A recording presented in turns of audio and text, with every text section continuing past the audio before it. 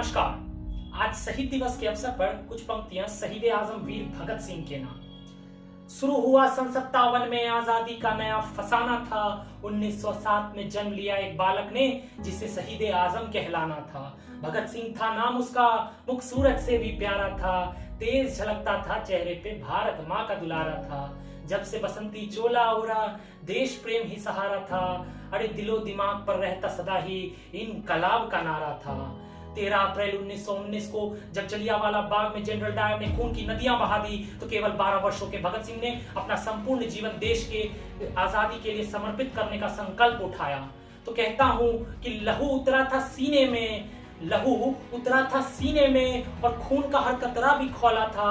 जब जलियांवाला बाग में डायर ने फायर फायर बोला था।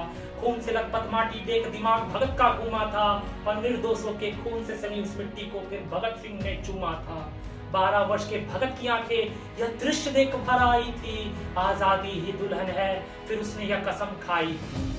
साथियों, भगत सिंह कोई मामूली नाम नहीं है। भगत सिंह मतलब देशभक्ति, भगत सिंह मतलब युवा जोश, भगत सिंह मतलब अपने देश के लिए सर कटाने की तमन्ना रखने वाला भारतीय।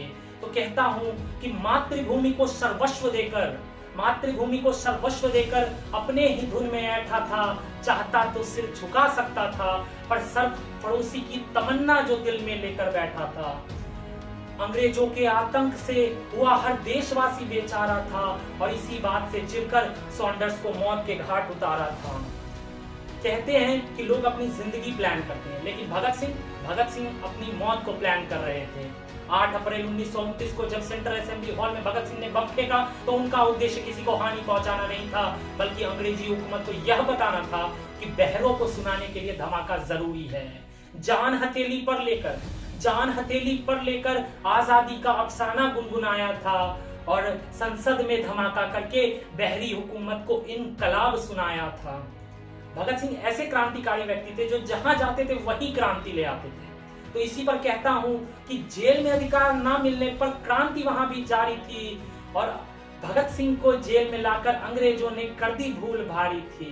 भूख हड़ताल की लहर उठी तो चढ़ा अंग्रेजों का पारा था और देश भर में फिर गूंजा इनकलाब का नारा था।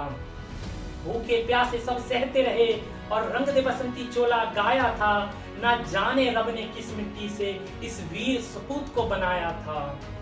7 अक्टूबर 1930 को जब सॉन्डर्स मर्डर केस के तहत सुखदेव, राजगुरु और भगत सिंह को फांसी की सजा सुनाई गई तो 24 मार्च 1931 का दिन निर्धारित किया गया इन वीरों की फांसी के लिए। परंतु जैसे जैसे फांसी का दिन नजदीक आता गया वैसे वैसे देश में प्रदर्शन आक्रोश बढ़ते जा रहे थे और इसी से डरकर अंग्रेजी सरकार ने आनंद फानन में 24 मार्च की जगह 23 मार्च को ही इन वीरों को फांसी देने का निर्णय कर लिया।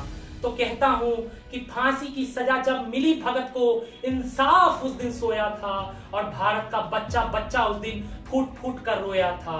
भगत सिंह, सुखदेव, राजगुरु जिस दिन फांसी दी जानी थी, कसम भारत मां की दिल्ली से लाहौर तक तलवारें चल जानी थी। शाम को फांसी देने का विचार गोरों के मन में आया था और वीरों की शहीदी के लिए षड्यंत्र जब यह बनाया था। फिर जब वीरों के कुर्बानी का दिन जब वह आया था, मेरा रंग दे बसंती चोला हर गलियारे ने गाया था। धरती अंबर कांप रहे थे, दुख का ना कोई ठिकाना था। उन वीरों को आज हमारा साथ छोड़ चल जाना था।